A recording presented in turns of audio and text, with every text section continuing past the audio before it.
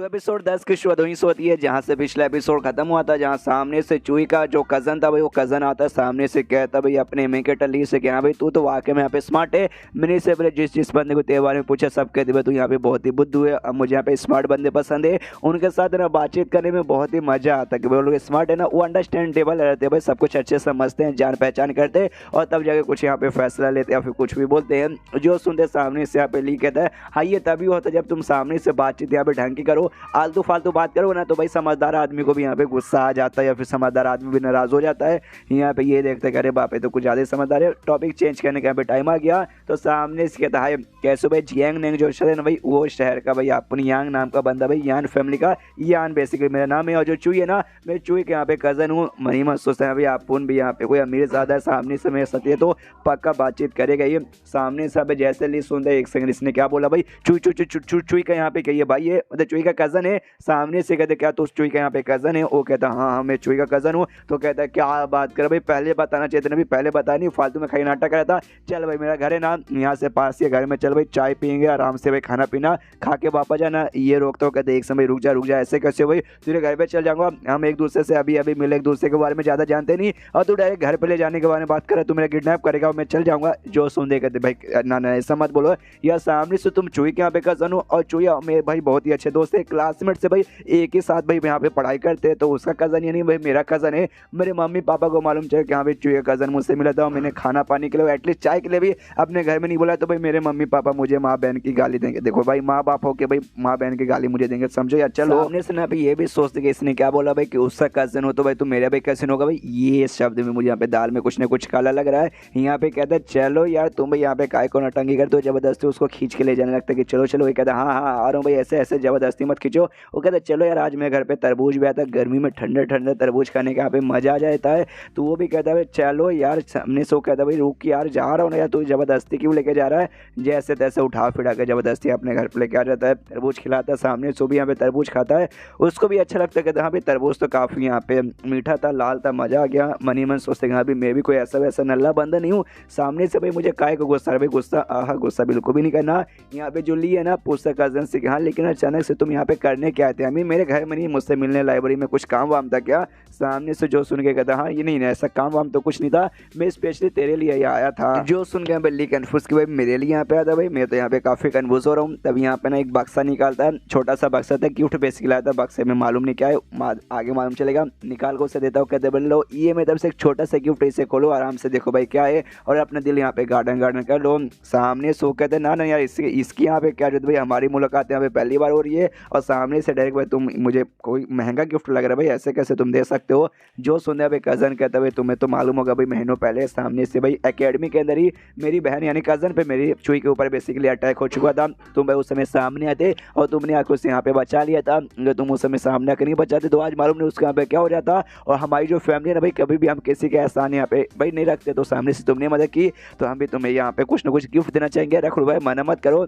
जो सुन दे कहते ना यार ऐसी बात है, मैं यहाँ पे गिफ्ट बिल्कुल भी रख नहीं सकता यार। देखो मैं उसके यहाँ पे क्लासमेट था, दोस्त था, और दोस्त और क्लासमेट होने के नाते भाई मेरे यहाँ पे फर्स्ट बनते कि भाई उसके यहाँ पे प्रोटेक्शन करूँ, तो मैंने उस नाते यहाँ पे किया ना कि भाई एहसान का बदला लेने के लिए किया।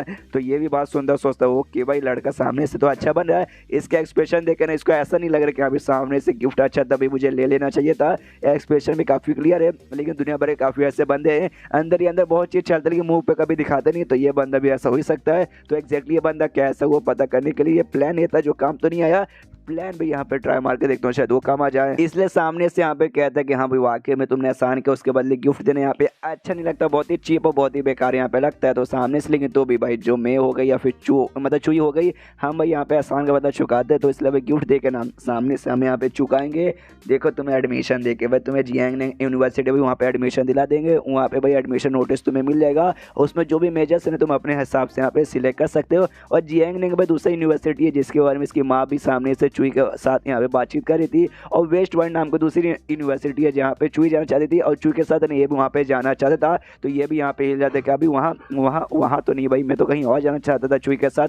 सामने उससे यहाँ पे कहते कि अभी देखो एडमिशन यहाँ पे हो जाएगा, ज़्यादा टू में टेंशन की कोई बात नहीं है। तो ये देखो भाई हम ऐसे एहसान तुम्हारे ऊपर ऐसा कर सकते हैं। तो यहाँ पे समझ गए ना मैं कहने के यहाँ पे क्या मतलब है, जिसके बाद से चुई को भी तुम्हारे पास आके रोज ऐसे पढ़ाने की जरूरत नहीं पड़ेगी। जो सुन ये यहाँ पे कहता है ये आप क्या बोलना चाहते हैं, मैं यहाँ पे समझ चुका हूँ। यहाँ मनी मने ना चुई का जो कजन सोचते कि हाँ भाई ऐसी कहानी तो बहुत ही सोनी माता है कि भाई एक परी एक नॉर्मल सी आदमी के साथ आके वो उसके प्यार में गिर गई, कुछ ऐसा यहाँ पे हो रहा है। अगर भाई साथ में लोग आएंगे तो भाई कुछ यहाँ पे ऐसा हो ही सकता था, और मुझे लगा नहीं था कि अभी इनके बीच का रिलेशनशिप ऐसी हो जाएगा। मैं यहाँ पे ट्राई मार के देखता हूँ, वो जाएगी वेस्ट पॉइंट सिटी में, यहाँ पे भाई मैं कहीं और यहाँ पे भेजना चाहता हूँ। देखता भाई सामने से इसका रिस्पॉन्स यहाँ पे क्या आता है। सामने से कजन बोल दे कि हाँ भाई तुम बस यहाँ पे हाँ बोल दो, उसके बाद से भाई मैं यहाँ पे बोला कर एडमिशन नोटिस तुम्हारे पास भेज देता हूँ, उसके बाद से तुम्हें कुछ नहीं करना। देखो भाई एंड में घुमा फिरा कर बातें नहीं करूँगा कि एंड में तुम यहाँ पे रहोगे और यहाँ पे मेरी कज़न चुई चुई यहाँ पे रहेगी। तो सामने से चुपचाप मतलब नोटिस लेकर अपने जो प्रोग्रेस आगे भाई उस यूनिवर्सिटी में करने में ज़्यादा फायदा होगा। क्यों मैंने ठीक बोला ना? जो सुन देगा था यार ठीक ही बोल रहे हो, लेकिन मनी मन याद करता है कि सामने से उसने कहा भी था, चुई ने कहा था कि भाई मैं चाहती हूँ भाई तुम भी मेरे साथ वेस्ट पॉइंट यूनिवर्सिटी में आओ, तो ये भी वहीं पर जाने के बारे में सोचता है, इसलिए कहता है आई एम सॉरी लेकिन मैं हाँ नहीं बोल सकता कि भाई मुझे वेस्ट पॉइंट यूनिवर्सिटी में जाना है। जो सुनते सामने से कज़न बोलते क्या बात कर, यानी वाकई में तू लगता है नहीं सुनेगा तो बातचीत का कोई मतलब होने वाला है ही नहीं। तो अपने यहाँ पे कुछ निकालता भाई, कोई था वेपन निकाल के यहाँ पे उसका जो टेबल है ना भाई, टेबल यहाँ पे इससे भाई पत्थर से बना हुआ था, काफ़ी मजबूत पत्थर से उससे हमला करता हुआ कहता देखा भाई ये अटैक सामने से ही, अगर ये अटैक भाई टेबल पे ना लग के तुझे यहाँ पे लगता तो सामने से तेरी यहाँ पे बैंड ही बज जाती। बैंड मतलब बैंड सीधे भाई ख़त्म हो जाता। तो मेरी बात यहाँ पे नहीं सुनेगा तो हो सकता है आगे चल के यहाँ पे मैं ऐसा कर ही दूंगा। तो समझने की कोशिश किया कर, यहाँ पे मालूम नहीं भाई ली क्या समझता है उसका। देखता वेपन कहता हूँ माई गॉड इतना स्पेशल है, मुझे भी ट्राई वगैरह मारना चाहिए। तो सामने से भी अपना हाथ पूरा ऐसा भाई लेता है, जाता है सामने से भाई पत्थर को यहाँ पे उठाने के लिए, पत्थर में तो वही जो पत्थर से टेबल बना हुआ है, और उसके हाथ में फिर से ड्रैगन वाली पावर आती है और यहाँ पे भाई उसे उठा के पटक भी देता है। जो देख के यहाँ पे भाई कज़न हिला पड़े कि अरे बाप रे भाई ये बंदे के पास कितना स्ट्रॉन्ग पावर है कि एक ही हाथ से इसने सामने से ये पत्थर वाले टेबल को उठा दिया, जो कि भाई दोनों हाथ लगा के मैं यहाँ पे उठा नहीं सकता है। ये वाकई में इंसान या फिर मॉन्स्टर है। यहाँ पे सामने से आता है इसके पास काफ़ी डरावने मूड में, कहता है अबे साले अबे साले अबे साले, भाई अपन कोई ऐसा वैसा नॉर्मल आदमी नहीं है। उसके बाद से भाई कज़न का और भी फटी पड़ी कि अरे बाप रे भाई ये आदमी तो वाकई में काफ़ी ऐसे खतरनाक लग रहा है कि ये मेरी बैंड बजा के रख देगा। सामने से यहाँ पे जो लिया ना भाई पत्थर का टुकड़ा लेता है, उसने ऐसे उठा के पटक के ना पत्थर का टुकड़ा तोड़ दिया था, और तोड़ने के बाद उसकी ओर देखता है तो सामने से उसकी और फट जाती है। शिट भाई लगता है मेरे पास आएगा मुझे मारने के लिए, लेकिन उसके दिमाग में मैंने बोला ना भाई उसने कुछ और ही समझ लिया था। उससे लगा भैया यहाँ पे अपना पंखा दिखा रहा था, वो जो वेपन था ना बेसिकली वही जो पंखा एक टाइप का था। कहता है यार देखो भाई मेरा पत्थर यहाँ पे कुछ खास नहीं है, तुम्हारा मतलब तुम्हारा पंखा कितना खास है। यहाँ पे इसका दिमाग खराब किया, अच्छा भाई ये करना चाहता था और दिमाग खराब हो रहा था कि साला भाई जो यहाँ पे मैं प्लान करना चाहता हूँ प्लान के हिसाब से कभी जाता नहीं है, कुछ और यहाँ पे करने लग जाता है। भाई अगर इसी चलता रहा तो मेरा सारा प्लान भाई यहाँ पे फेल ही हो जाएगा। एंड देन ये चैप्टर यहीं पे खत्म। तो चैप्टर खत्म तो वीडियो भी खत्म। तो मिलता है अगले किसी वीडियो में, जब तक के लिए बाय बाय।